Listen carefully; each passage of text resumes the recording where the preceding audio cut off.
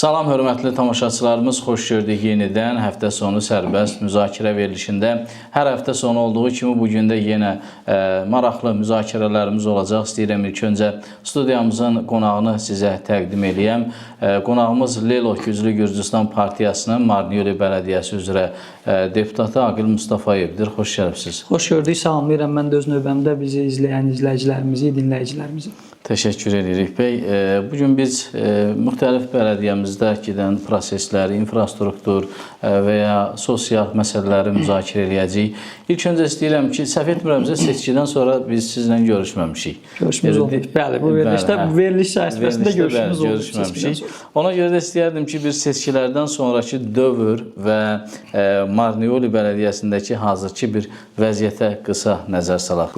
İlk öncə mən onu qeyd edim ki, seçkilərdən sonraki Marniyoli Bələdiyyəsindəki yaxşılığa doğru, müsbət tərəflərə doğru bələdiyyə üçün, burada yaşayan insanlar üçün hər hansı yüksək şəkildə dəyişiklik baş verməyib. Çünki vətəndaşların gözləntiləri həyata keçirilməyib. Bunun da ən əsas, önəmli səbəbləri ondan ibarətdir ki, İlk növbədə çox təəssüflər olsun ki, bizim regionumuzda keçirilən seçkilərdə seçki öncəki xalqa verilən vədlər, yəni çox belə deyim, dəhşətli dərəcədə yüksək bir vədlərin nəticələri odur ki, insanlar seçki öncəsi, bu da daha çox hakim partiya tərəfindən verilən vədlərdir əlbəttə ki, çünki hakim partiyanın verdiyi vədləri bu gün də onların seçilən nümayəndələri, vədləri öz yerinə yetirməlidir. Çox təəssüflər olsun ki, elə bir vədlər verilir ki, elə bir regionumuzda vətəndaşlara elə bir yaxşı güzaran vədləri, təklifləri olunur ki, siz bizə səs versəniz, sizin bu problemləriniz həll olacaq, o problemlər həll olacaq və hesab edin ki, biz əvvəllər də bunu dəfələrlə danışmışıq, bu haqda müzakirələrimiz olub ki, hətta 4 il deyil, 8 il belə seçilsə, 8 il müddətinə belə seçilsələr, bu vədləri həyata keçirib qurtarmaq belə mümkün deyil. Çox təəssüflər olsun ki, bu vədlər vətəndaşlara verilir və artıq bir neçə ay keçməyinə baxmayaraq vədlərlə bağlı hər hansı bir addımlar atılmayıb. Vətəndaşın gözləntisi başqa cürdür. Çünki istər kənddə, istər şəhərdə, bölgədə, hər bir yerdə o vətəndaşlarla seçki öncəki görüşlərdə ki, qeyd olunur ki, sizin bu problemləriniz həll olacaq, istər şəxsi problemlərlə bağlı böyük vədlər verilir və sonradan seçki bitir və artıq həyat yenidən eyni formada davam edir, vətəndaşın yaxşı güzaranı dəyişmir, gündəlik problemlərin içindədir. Vətəndaşların içinə belə çıxmırlar. Çıxmırlar, çox təəssüflər olsun. Və bu nəyin nəticəsidir? Bunu bugün ona görə mən qeyd edirəm ki, vətəndaşın gözləntiləri bugün həyata keçmədiyinə görə, bugün gəlin elə seçilən mayor nümayəndəsi, mayor və başqa hakimiyyətin nümayəndələrlə birlikdə gəlin gedən kəndlərə, şəhərə, çıxın küçəyə və onlar çox təəssüf olsun ki, küçələrə, xalqın içinə çıxmırlar və soruşağın ki, seçkidən əvvəlki dövrdən sonra sizin həyatınızda nə dəyişilib? Əlbəttə ki, müsbət dəyişiklik deyə bir şey yoxdur. Mənfi dəyişikliyi də bütün vətəndaşlarımız görür ki, regionumuz artıq gündəlik, mərkəzi və yerli televiziyaların sabah açılışı ilk verilişinə, ilk açılışlarla bağlı bütün mənfi, negativ bir xəbərlərlə doldu bizim regionumuz. Bundan başqa bizim regionumuzda hər hansı bir dəyişiklik baş vermir. Ona görə də bələdiyyənin üzərinə düşən səlahiyyətində olan problemlərin həlli, məsələlərin müzakirəsini belə aparmırlar və buna görə də mən müsbət dəyişiklik deyə bir şey görmürük biz. Ümumiyyətlə, bələdiyyələrin iclaslarında iştirak edirsiniz və belə deyək də müxalifətin yeganə bugünkü günü nümayəndəsi sizsiniz və əlbəttə müxalifət kimi problemləri bələdiyyədə səsləndirmək asandır. Nəinki hakim partiyanın deputatı olub problem qaldırmaq. Çünki bəllidir, icazəsiz əksər hallarda hakimiyyət tərəfindən olan deputatlar problem qaldıra bilmirlər. Yəni icazə verilmədiyi təqdirdə bu iddia deyil, yəni cəmiyyət arasında geniş yayılmış bir məlumatdır, belə deyək. Siz ümumiyyətlə hansı problemləri qaldırırsınız bu bələdiyyə iclaslarında? Ümumiyyətlə, əhali ilə görüşünüz zamanı vətəndaşları ən çox hal-hazırda bələdiyyəmizdə, Marniyolinin həm özündə, həm kəndlərində ən çox narahat edən vətəndaşları hansı problemlərdir? Bizim bölgəmizdə Azərbaycan demək olar ki, bir çox problemlər Gürcüstanın hər bir yerində mövcuddur bu gün və bizim bölgəmizdə olan problemlər də elə həmin problemlərdir və müəyyən qədər də fərqli problemlər bizim bölgəmizdə mövcuddur. Əsasən sosial problemlər var ki, bizim əhalini narahat edir. Gənclərimizlə bağlı gənclərin məşğuliyyət mərkəzləri bu gün mövcud deyil, yoxdur. Sosial problemlərlə bağlı, yəni bura infrastruktur layihələri, problemləri daxildir ki, hakimiyyət tərəfindən lazımı qədər həyata keçirilə bilmir. Eyni zamanda son dövrlərdə ən böyük problemlərdən biri ondan ibarətdir ki, hansı ki, bu gün yerli hakimiyyət səviyyəsində həll oluna biləcək problemlərdir. İnfrastrukturdur, sosial problemlərdir, sosial yardımlarla bağlı problemlər demək olar ki, pik həddə çatıb bizim vətəndaşlar tərəfindən bizə qeyd olunan. Çünki mən artıq bizim komanda ilə birlikdə son 10 gündən artıqdır ki, biz araşdırma aparırıq, baza düzəldirik ki, bizim bölgəmizdə Marneoli munisipialitetində sosial yardım alan insanlar həqiqətən də kimlərdir, nəyə görə alırlar? Bununla bağlı və əhalidə böyük bir problemlər, əhalidə həqiqətən suallar var ki, imkanlar alır, doğrudan hətta ideallar deyil, hətta bunu sübut edir. Yaxın vaxtlarda indi biz o kimlər ki, həqiqətən müraciət ediblər, bununla bağlı sosial xidmətdə ki, biz sosial yardım istəyirik, həqiqətən də ehtiyaclar var, onlara yox cavab gəlib, amma onun qonşuluğunda yaşayan insanlara doğrudan da onun ehtiyacı belə yoxdur. Çünki hər bir şəraiti, istər evladlarının yəni ki, böyüdülməsində, istər şəxsi, hər şey, iki avtomobilləri var, onların torpaq sahələri var, başqa insanların adına keçiriblər. Öyle bilim, hesab edin ki, öyündə 50.000 laridən yüksək məbləğ olan insanlar var, bugün sosial yardım alırlar və kimlərin ki, həqiqətən də imkanları var, imkanı yoxdur, onlar almırlar və biz düşünürük ki, bax, bunun kimi problemləri o nədən irəli gəlir və nəyə görə yəni o kimi insanlar ala bilirlər? Ala bilir. Çünki mən açıq danışmaq istəyirəm, burada gizlədəcək bir şeyimiz yoxdur. Hər bir bizim bölgənin hər bir ərazi vahidliyində, şəhərdə və kəndlərimizdə var xüsusi insanlar, hansılar ki, seçkilər zamanı hakim partiyanın istənilən tapşırıqlarını həyata keçirirlər o insanlar, yəni tam sorğusuz, sualsız və xüsusən seçkilərdə və o insanlara o səlahiyyət verilib ki, seçkilər sonra dövründə vətəndaşlardan müəyyən məbləğdə, miqdarda pul alırlar və eyni zamanda onunla sosial yardım düzəltmək belə bir kampaniya həyata keçirirlər. İnsanlar var ki, hansılar ki, sosial yardım almaq istəyən insanlar, məsələn, 3 ayın əvvəlcədən ona həvalə edir və onun əsasında bu insanlar o vətəndaşlara sosial yardım düzəldirlər və bu da onun səbəbidir ki, kimlər həqiqətən də yol tapa bilirsə bu gün o insanlar sosial yardım alır.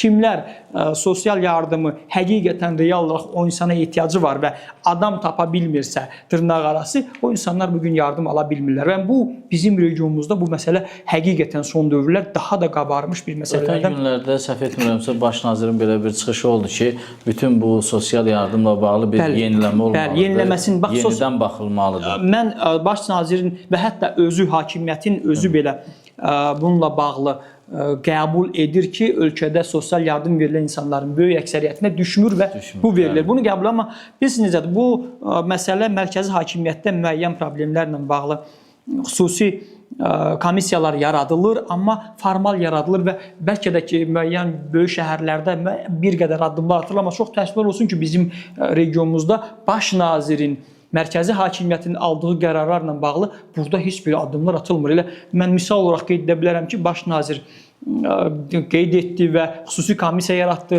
Qiymətlərin artırımıyla bağlı ki, bununla bağlı xüsusi komissiya yaradılacaq və bunun nəzarət olunacaq. Yaradıldı da. Çox təəssüflər olsun ki, komissiya yaradıldı və orada qaldı.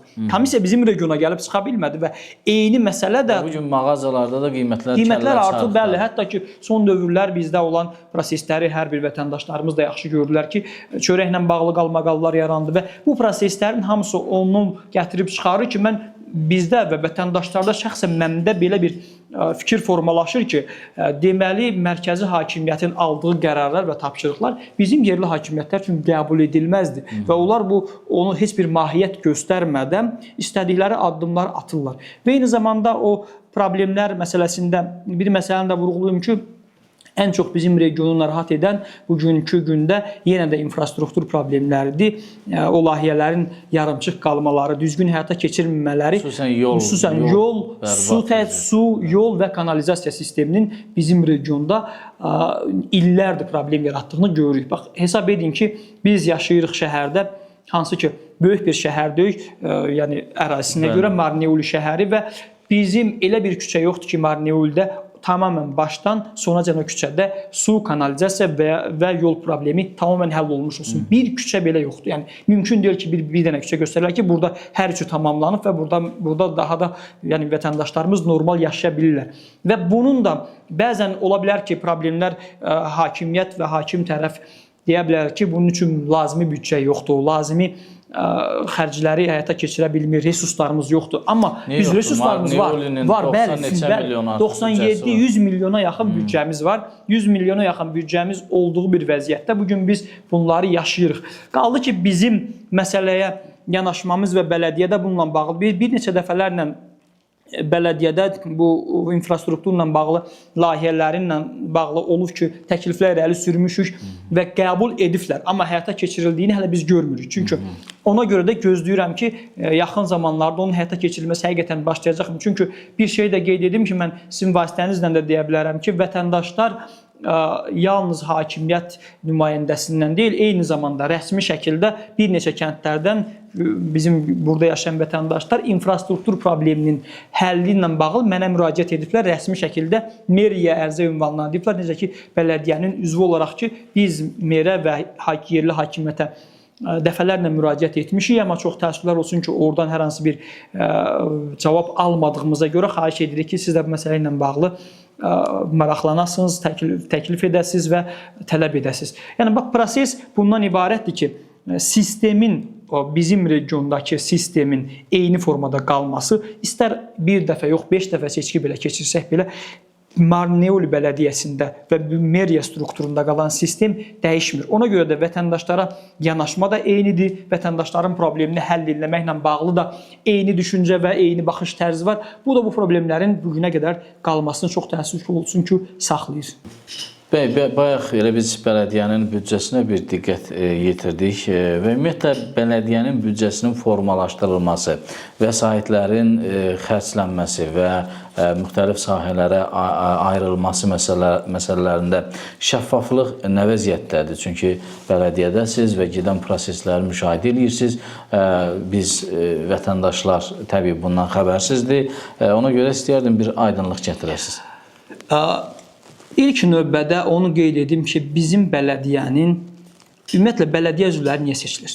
Bələdiyyə üzvlərinin seçilmə səbəbi ondan ibarətdir ki, gələcək 4 ildə rayonun idarə etmə sistemində olsunlar, munisipalitetdə gedən bütün proseslərin büdcə tutumunda, hazırlanmasında iştirak etsinlər və orada öz təkliflərini və tələblərini irəli sürsünlər. Burada daha çox, mən düşünürəm ki, ən çox reallıqdan dolayı ən çox majoritar qaydada seçilmiş bələdiyyə üzvlərimiz bu prosesə daha da çox təkan verməlidirlər və onlar bu prosesdə hərəsi öz bölgəsindən olan problemləri, layihələri nəzərdə tutmalıdır, layihə şəklində hazırlanmalıdır və təqdim etməlidir ki, mən seçki qavağı verdiyim sözə əməl etməliyəm, ay hakim partiya və orada oturan kollegiyalarımız. Ona görə bu proses çox təəssüflər olsun ki, hətta o bələdiyyə üzvlərinin belə xəbər olmadan baş verir. Çünki bax yerdən baxanda məsələlər müzakirəyə çıxarılmır. Məsələlər müzakirəyə çıxarılır. Sadəcə əl qaldırmaq üçün. Bax çox təəssüflər olsun ki, məsələlər müzakirəyə nə zaman?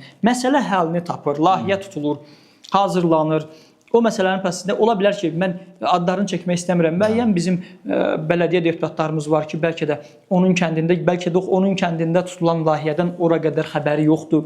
Orada xəbər tutur, çox təəssüflər olsun. Çünki mən bələdiyyə iclaslarında, ümumi iclaslarda iştirak edə bilirəm və eyni zamanda komissiya iclaslarında iştirak edə bilərəm. Yalnız 2 komissiya seçmişəm. Başqa komissiya iclasları, büronun iclaslarında burada mən səlahiyyətim yoxdur iştirak etmədiyimə görə. Çünki praksiyamız olmadığına görə iştirak etmək mümkün olmur və ona qədər proses ki var, harada ki hazırlanır bu proseslər, harada ki həqiqətən doğrudan da əgər bələdiyyə üzvü bir təklif irəli sürməlidir ki, mənim kəndimdə, mənim bölgəmdə bu məsələ vətəndaşları narahat edir və bu məsələnin həlli üçün gəlin bir addımlar ataq. Bunlarda müəyyən qruplardan kənar bələdiyyə üzvlərinin çoxunun xəbəri olmur. Və buna görə də bu bələdiyyə üzvlərinin xəbəri olmadığına görə yalnız müzakirə zamanı səs verməklə rayon idarəçiliyi, büdcənin tərtib olunması baş vermir. Çox təəssüflər olsun ki, səs verməklə müəyyən insanların yalnız səs vermədə iştirak etməklə baş verir. İrəli sürülən layihələrin mənfi və müsbət tərəfləri müzakirə olunmalıdır. Müzakirə olunmalıdır. Ümumiyyətlə, müzakirə məsələsindən də kənar ona qədər bu proses tam həllini tapmalıdır, vətəndaşlarla razılaşdırılmalıdır. Bir məsələni də qeyd edim ki, bax, bizim rayonun munisipalitetin büdcəsi təxmin olaraq 100 milyona yaxındır. Və biz bu 100 milyon larinin tərtib olunmasında, bölüşdürülməsində vətəndaşlardan heç bir şey soruşmuruq.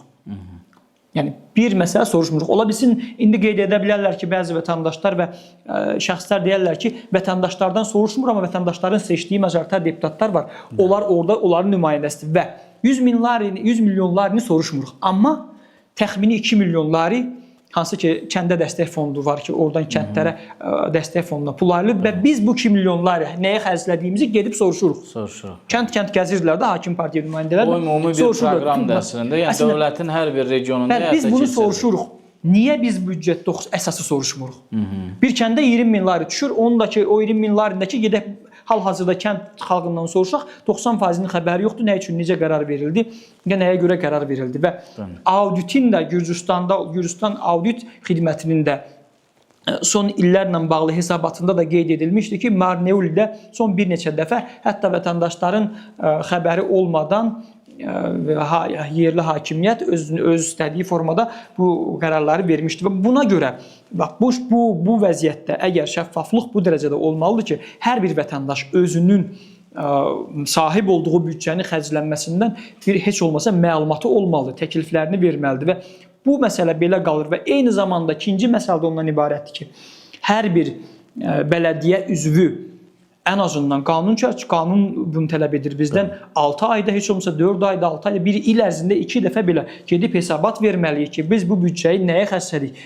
Bunu edən yoxdur, getmək istəyən yoxdur. Mən dəfələrlə son dövrə gedirəm. Çünki bilirsiniz, büdcənin həyata keçirilməsində, onun tərtib olunmasında mən şəxsən səs verməmişəm, vətəndaşlar da bilsin. Çünki mən o büdcəyə səs verirəmsə, o məsuliyyət daşıyıram. Mən o məsuliyyəti götürə bilmirəm. Çünki hakim partiya istədiyi formada vətəndaşların maraqlarını nəzərə almadan büdcə tutursa, mən orada səs vermədə iştirak edə bilmərəm. Əlbəttə ki, müsbət yönlü, xüsusi olaraq hər hansı təklikdə olan layihələrə səs vermişəm dəfələrlə də. Son günlərdə də, məsələn, kəndlərimizin birində daşqın nəticəsində ki, Algeti çayının ora mənfi təsirləri ola biləcəyinin qarşısını almaq üçün bir layihə var idi, ona səs veririk və sözümün sonunu ona gətirmək istəyirəm ki, şəffaflıq prosesi yoxdur tamamən.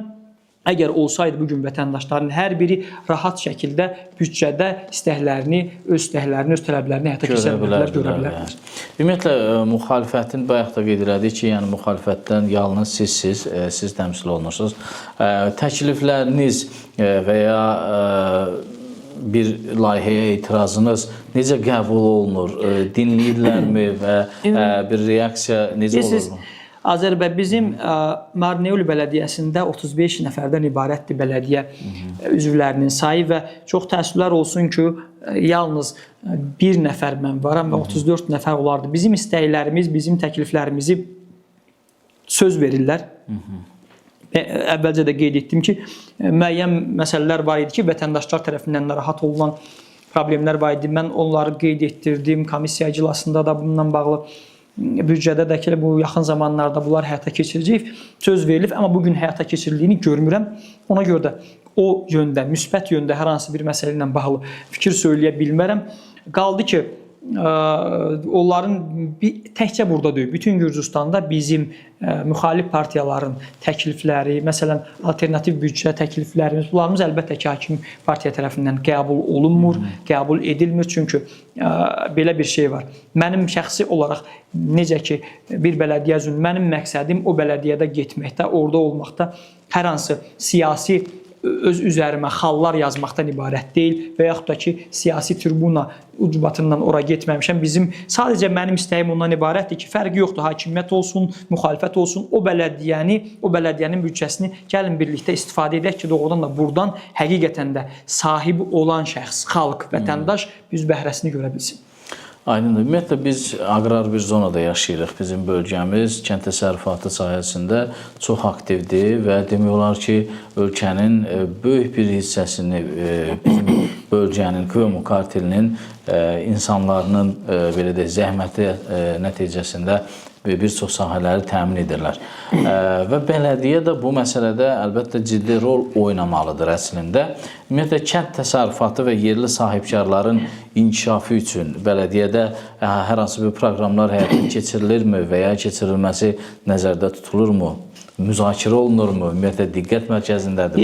İlk növbədə mən deyim ki, bu xalqın arasında və bizlərin müzakirə etdiyi və təsdiqlədiyimiz bir termindir ki, KMU karteli bu bölgə kənd təsərrüfatı ilə məşğuldur, inkişaf etdirir. Bu həqiqətən də belədir. Çünki burada yaşayan insanların böyük əksəriyyəti kənd təsərrüfatı ilə ailəsini dolandırmaq üçün gəlirlər əldə edirlər və gəlirlərinin böyük əksəriyyəti kənd təsərrüfatıdır. Amma mən son bir neçə illərdir artıq heç bir zaman görmürəm ki, dövlət, hakimiyyət nəzərdə tutmuram ki, burada dövlət strukturları tərəfindən doğrudan da elə bir şəkildə göstərilsin ki, həqiqətən də dövlət istəyir ki, bizim regionda kənd təsərrüfatı inkişaf etdirilsin. Mən bunu görə bilmirəm. Çünki təəssüflər olsun ki, kənd təsərrüfatını inkişaf etdirmək üçün ilk növbədə dövlət müəssisələrində də, yerli özünü idarə etmədə kənd təsərrüfatı mütəxəssisləri olmalıdır. İllərdir deyirik, ən azından bizim bölgədə, bizim rayonda, bax, məhz Marneuli munisipalitetinin, merinin, mavininin biri, yəni bunun başqa yolu yoxdur, başqa mavininin biri kənd təsərrüfatı üzrə mütəxəssis olmalıdır.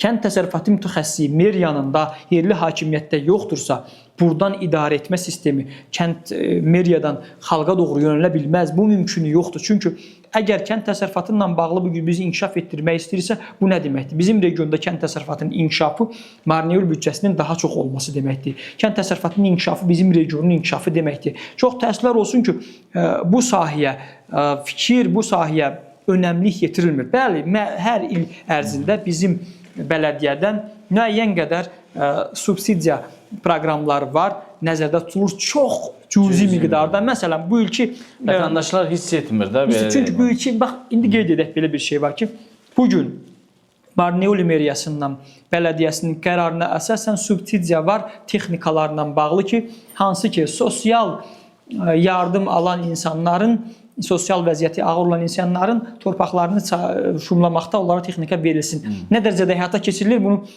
vətəndaş hiss elə bilmir. Çünki biz yaxşı bilirik, biz illər, neçə ildir biz yaxşı gördük ki, o qeyd olunan traktorlar kimin torpaq sahələrində işləyirdi, kimin torpaq sahələrində vaxtında üzərə çıxarıldı, geri qaytarıldı. Sonradan da geri qaytarıldı. Yəni bu yaxşı bilirik biz bunları ki, bunlar hara xəzərlir və kənd təsərrüfatı bir rayonda əgər bizim büdcənin buna gücü çatmırsa, mərkəzi hakimiyyəti, yerli hakimiyyət buna çağırmalıdır, buna məcbur etməlidir ki, biz yalnız 3-5 nəfər insana yox, bütün kənd təsərrüfatından xalqa istifadə edən və məhsul yetişdirən hər bir şəxsə biz texniki yardım göstərməliyik.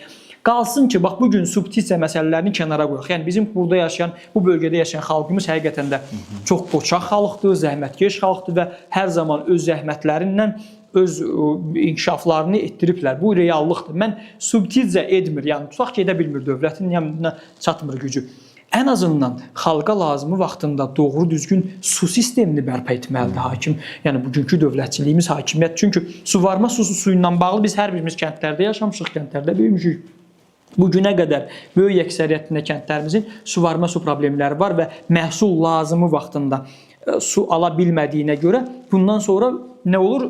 Gəlir, məhsul vaxtında çıxa bilmir və ona görə də xaricdən gələn məhsulla yerli idarə edən yerli məhsulun arasında vaxt olur və xaricdən gələnin əsasən bizim buradakı olan qiymətlər aşağı düşür və vətəndaş qoyduğu xərci geri çıxara bilmir. Və bir məsələ də yadıma düşdü ki, bununla eyni zamanda bugün hakim partiya, dövlət vətəndaşlar üçün, ən çox da daha çox kənd yerində yaşayan insanlar üçün hansı yenə bariyerlər yaradırlar? Məsələn, belə bir qanun çıxardıblar ki, vətəndaş həyat sahəsində, öz həyətində və yaxud da ki, tarlasında ocaq qalaya bilməz. Ağacın yarpağını yandıra bilməz. Ocaq qalaya bilməz. Bax, cərmələr yazılır. Yəni, bu birbaşa olaraq həqiqətən də vətəndaşa qarşı terror həyata keçirirsiniz. Yəni, onun suyunu kəsirsən, onun bu qədər sıxmaq olmaz. Əgər vətəndaş... Ağacın yarpağını neynə mən zavod əkmirəm, bəli. Mən zavod əkmirəm.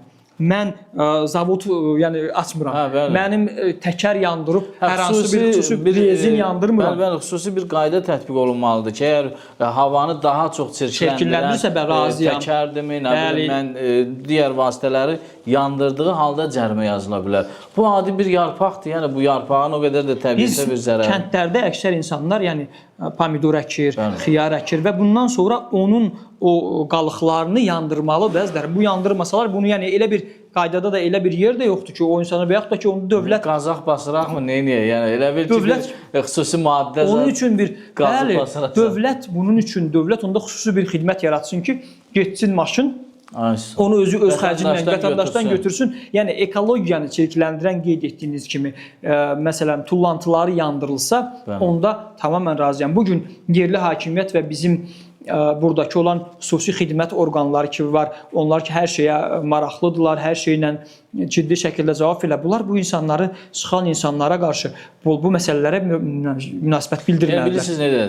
Ümumiyyətlə, cərimə yazmaq çox asan bir şeydir. Çox asan bir şey olur. Yəni, nə var ki, vətəndaşı hər bir sahədə günahlandıra bilərsən, səhv tuta bilərsən və cərimə yaza bilərsən. Axı, bu insanlar zaten bizim təəssüflər olsun ki, belə deyək, uzun illərdir ən böyük problemlərimizdən biridir. Bunu mərkəzi hakimiyyət də təsdiqləyir. İşsizlik problemi, böyük problemdir. Zaten insanlar işsizlik problemindən əziyyət çəkirlər. Avropalarda, orada, burada gedib işləyib, gətirib ailəsini təmin edir. Yerli əhali burada müəyyən çətinliklərlə məhsul becərir ki, öz ailəsini təmin eləsin və üstəgəl də belə xırda məsələlərə görə onlara cərimə tətbiq eləmək bu həqiqətən yol verilməz. Həqiqətən də, yəni kənd təsərrüfatı məhsulunun hansı ki, yəni belə bir ekologiyanı çirkləndirən bir şey yoxdur. Özü də az bir məbləğ deyil, 500 lari və ümumiyyətlə bizim son dövrlər vətəndaşlarımıza cərimələrlə bağlı elə bil ki, bir xüsusi bir diqqət vətəndaşın probleminin həlli deyil. Onu həllini, bu problemin həllini cərimə yazmaqla nəzərdə tutulur. Amma hansı ki, bunun başqa həll yolları da var. Bir xırda bir misalı qeyd edim ki, kəndlərin birində illər ərzində yaxın meşə var imiş. Hər zaman vətəndaşlar, yerli sakinlər meşəni kəsdirmiş və ekologiya bununla bağlı cərimələr tətbiq edib, xüsusi xidmətlər ediblər, cərimələrin sayını 2 dəfə qaldırıblar və çox təəssüflər olsun ki, bunun qarşısını ala bilmirlər. Bir zaman bir insan, bir xüsusi dövlət adamlarına, dövlət səviyyəli bir adam bunu düşünüb ki, bu nəyə görə bu olmalıdır? Gedib bir araşdırma aparıb ki, doğrudan da bu kənddə qaz yoxdur, bu kənddə qaz çəkmək lazımdır və qaz çəkdikdən sonra artıq meşə kəsimi dayanır. Yəni, bu problemlərin həlli üçün bunu yaratmaq lazımdır. Problemin kökünü axtarmaq lazımdır. Kökünü axtarmaq lazımdır və həqiqətən də yoxlamaq lazımdır. Bugün biz 20 min, 30 min lar yazılan insanlar var, cərimələr hansılar ki, evlərinin yaxınlığında bir dənə bizim el arasında qeyd edilən NAFES deyə bir şey qururlar. Onu və ona görə cərimələr, yüksək cərimələr, yəni bu vətəndaşın o dərəcədə gəliri yoxdur. Həqiqətən bir vətəndaşın illik gəliri 300 min layırsa da ona 20 min layır cərimə yazarsınızsa ödəyə bilər. Amma bu vətəndaşın gəliri yoxdur. Bənklərdən bizim vətəndaşlarımız bugün əkin sahələrinə qədər bənklərdən götürülən pullarla əkirlər. Bayaq biz qeyd elədik ki, bizim regionumuz kənd təsərrüfatı regionudur və bununla bağlı müəyyən təklifləri müzakirə etdik ki, varmı, yoxmu? Mən düşünürəm ki, bu məsələdə bizi parlamentdə təmsil edən millət vəkilləri, deputatlarımız da aktiv olmalıdırlar. Yəni, necə ki, misal üçün, Kaxeti bölgəsində üzüm tarlalarına müəyyən subsidiyalar var, müəyyən güzəştlər var və müəyyən dəstəklər var. Bizim bu bölgədə də müəyyən sahələrə belə deyək, bir subsidiyalar, bir təkliflər olmalıdır və bunu da bizi təmsil edən deputatlar, parlament üzvləri parlamentdə qaldırmalıdır, gündəmə gətirməlidirlər. Necə düşünürsünüz? Ümumiyyətlə, düzgün vurguladınız Azər bəy. Deməli, kənd təsərrüfatı ilə bağlı, əlbəttə ki, kənd təsərrüfatı yalnız yerli hakimiyyətin üzərinə düşən məsələ deyil. Kənd təsərrüfatı ilə bağlı ölkədə böyük bir nazirlik var, ölkədə xüsusi dövlət qurumları var. Bununla bağlı, bu dövlət qurumlarından bağlı bizim regionun problemlərini, bizim regionda yaranan bu kənd təsərrüfatı ilə bağlı problemləri, bu kənd təsərrüfatının inkişaf sahəsində atılacaq addımları məhz elə parlament üzvlərinin üzərinə düşür. Çünki 2 dənə bizim parlamentdə 2 parlament üzvümüz var, təmsilçimiz var. Heç biri də konkret olaraq hər hansı rayonu təmsil etmək adından seçilməyib ora. Bölgədə seçilən insanlardır hər iki rayondan. Çünki elə burada yalnız Marneuli nəzərə tutmuram. Başqa bölgələrimizdə də kənd təsərrüfatı ilə bağlı istənilən qədər problemlər var. Bununla bağlı eyni zamanda onları da görmürük. Onları da bu bəli və ümumiyyətlə bizim deputatların, bizim parlament üzvlərinin əgər vətəndaşın problemini, vətəndaşın istəklərini, vətəndaşın təkliflərini həyata keçirə bilmirsə, onu nazirlik səviyyəsində, yəni bələdiyyə nazirlik səviyyəsində qaldırmaya bilər, amma həqiqətən də parlament deputatlarının üzərinə düşür bu məsələlərlə müzakirə eləmək. Çünki mən görməmişəm ki, hər hansı son 10 ildə bircə dəfə belə olsun, bizim parlament üzvlərimiz Kənd Təsərrüfatı Nazirindən görüşsün və xüsusi təkliflərini irəli sürsün ki, bizim regionumuzun bu resurslarından istifadə etmək lazımdır. Onu etmək üçün əvvəlcə kəndlərə getməlidir, problemləri araşdırmalıdırlar, çox təəssüflər olsun, hazırlamalıdırlar, layihə hazırlamalıdırlar. Mən həmişə də qeyd edirəm, çox təəssüflər olsun ki, məmurlar, parlament üzvləri olsun, eyni zamanda bugün və merdən də söhbət gedir, məmurlar hansı ki seçilib, xalq bunları seçiblər, xalqdan qaçırsa, əgər xalqdan qaçmaq bunların belə deyim prioritetidirsə də heç bir problem həll olunmayacaq. Çünki qara maşınlarda, qara şüşəli maşınlarda gəzərək insanlardan, vətəndaşlardan gizlənmək, qaçmaq bu dövlət və bunu hakimiyyət də baxmalıdır. Bu dövlət və vətəndaş arasında olan bağları qopardır. Dövlət və vətəndaş arasındakı körpü artıq itib burada. Bu körpüyü kim yaratmalıdır? Birinci növbədə körpüyü xalqla dövlətin arasındakı körpüyü parlament üzvlərinin üzərinə düşür. Çünki mərkəzi hakimiyyətə və qanunverici orqandadırlar onlar. İkinci yerli hakimiyyətin üzərinə düşür. Və parlament üzvlərimiz bugün bu məsələlərdən kənara qaçırlarsa, sadəcə prosesi siyasi, xüsusi siyasi olaraq fikir bildirməklə, müxalifətə qarşı bəyanatlar verməklə parlamentdə sonuncu dəfə çıxışlarını nə zaman görürsünüz? Mən son bu parlament seçkilərindən sonra bir dəfə səhv eləmirəmsə çoxdandan o da nazirə sual ünvanlanmışdır. Bəli, alqışlayıram, nazirə sual bir dəfə yox, hər bir nazirə sual ünvanlanmalıdır ki, çünki biz elə bölgədə yaşayırıq ki, bu bölgə kənarda qalmış bir bölgədə ölkənin böyük əksəriyyətini həm siyasi, həm iqtisadi tutan bir bölgədə yaşayırıq. Buna görə də gərək onlar da aktiv olmalıdır. Parlament üzvlüyü o demək deyil ki, şəxsi işlərinlə bağlı 4 il seçildin, get öz işlərini kənara qoy, xalq da qalsın burada. Ümumiyyətlə bəy, mövzu çox genişdir, yəni bu sahədə problemlər də çox olduğu üçün gərək biz saatlarla danışaq, amma vaxtı nəzərə alaq və verilişin də sonuna artıq yaxınlaşırıq. Ümumiyyətlə biz düşünürük ki, bu sahədə sizin də üzərinizə böyük məsuliyyət düşür bələdiyyədə, çünki bayaq da dedik ki, yeganə müxalifəti təmsil edən sizsiniz və siz rahat bir şəkildə problemləri qaldıra bilərsiniz və bu günə qədər də eşitdiyimiz qədərilə bir neçə problemi qaldırmışsınız. Və bundan sonra nələr düşünürsünüz? Bu barədə bir məlumat verin. İlk növbədə mən bugün çox təəssüflər olsun ki, biz bu il bələdiyyə seçkiləri oktyabr ayındaydı və noyabr ayından sonra artıq noyabr ayından bələdiyyə başladı və yalnız bir ay qaldı ki, növbəti il tamamlansın və artıq büdcənin tutulma prosesində şəxsən deyil, mən şəxsən iştirakımı nəzərə tutmuram, xalqla birlikdə iştirak edə bilmədim. Çox təəssüflər olsun ki, zaman çatdıra bilmədik ki, biz bunda doğrudan da mənim qarşımda olan məqsədim ondan ibarətdir ki, Marneuli sakinlərinin hər birini o dərəcədə fəallaşdıraq və məlumatlandıraq ki, prosesin içində olsunlar və onlar hiss eləsinlər ki, 100 milyonları nə merin deyil, nə bələdiyyə rəhbərinin, nə bələdiyyə üzvlərinin, nə yaxud da ki, kimlərin hakimiyyəti olanların deyil. Bu hər birimizindir və bunu biz hər birimiz birlikdə çalışmalıyıq ki, bunu düzgün istifadə edək. Və eyni zamanda, məsələn, son dövrlərdə mən hal-hazırda nə dərəcədə bu ilki büdcəyə çatacaq bilmirəm. Mən düşünürəm ki, bizim regionda yəqin ki, bilirsiniz, son illərdə müəyyən qədər qalmaqallı problemlər yarandı ki, büdcədən dini təşkilat, dini məsələlərlə bağlı külli miqdarda pul ayrılır, yenə də ayrılır o pul və mən düşünürəm ki, o 400 min lari ayrılırsa, o 400 min lari ayrılır xristiyan din həmvətənlərimizə və eyni zamanda burada yaşayan müsəlman həmvətənlərimiz üçüncə təmin olaraq 20 min lari nəzərdə tutulur və bu çox təəssüf edici bir haldır. Əlbəttə ki, bütün vətəndaşların burada nə din ayrıcılığı salmırıq biz, nə milli ayrıcılığı salmırıq biz burada. Bu reallıq ondan ibarətdir ki, ya ümumiyyətlə ayrılmasın, proses ədalətli olmalıdır. Ya ümumiyyətlə ayrılmasın və yaxud da ki, ayrılsa ədalətli ayrılsın. Mərkəzi büdcə belə deyək, özü dini qurumları maliyyələşdirir. Ona görə də bir zaman deyirlər ki, yerli bələdiyyələrin bu sahədə ayrılması, yəni vəsait ayrılması düzgün hesab olunmur. Düzgün hesab olunmur. Çox təəssüflər olsun ki, bizdə bunu düzgün hesab edənlər var. Və mən rəsmi şəkildə təklif irəli sürəcəm ki, yaxın zamanlarda bu ilə çatdıra bilmirəm ki, bu məsələ ədalətli şəkildə olsun və yaxud da ki, bizim indi o tərəfinki nə dərəcədə qaldırılacaq, endiriləcək bilmirəm. 20 min lari doğrudan da çox az bir miqdardır. Bunun dəyəri olsun 200 min lari dəyərindəki həqiqətən də doğrudan da ən azından bizim regionda yaşayan məscidlərin sosial problemlərin həllində bu problem və yaxud da olsun. Və yaxud da ki, əgər bələdiyyə buna etiraz edirsə, onda ümumiyyətlə bu məsələ kəsilməlidir.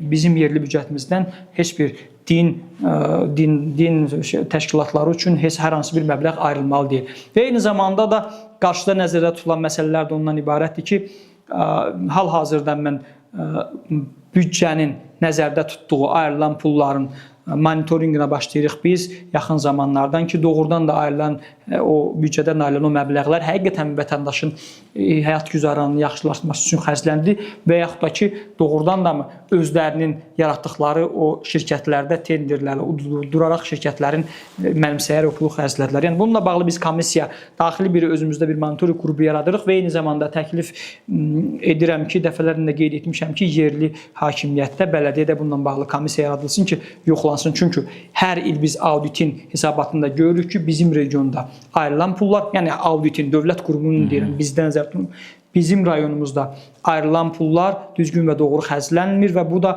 ümumilikdə rayonumuza və xalqımıza dəyən bir ziyandır. Aydındır bəy, təşəkkür edirəm mən bir daha gəldiyiniz üçün. Ümid edirəm ki, bu yarım saat ərzində bir çox məsələlərə diqqət çəkə bildik. Təbii qarşıdakı aylarda mütləq yenə gedən proseslərlə bağlı yenə bir görüşümüz olacaq və o zaman bu mövcud vəziyyətdən sonra hansı dəyişikliklər oldu, onu təbii ki, bir nəzər salarıq. Bir daha çox sağ olun, təşəkkür edirəm bir daha sizə ki, həqiqətən də bizlə vətəndaşlar arasında belə bir körpünü, belə bir formatı yaradırsınız ki, biz də onlara lazım olan məlumatları çatdıra bilək. Sağ olun. Çox sağ olun. Əziz tamaşaçılarımız, bugünkü verilişimiz də burada yekunlaşır. Növbəti həftə sonu yenidən görüşmək ümidi ilə deyirik. Sağ olun, salamat qalın.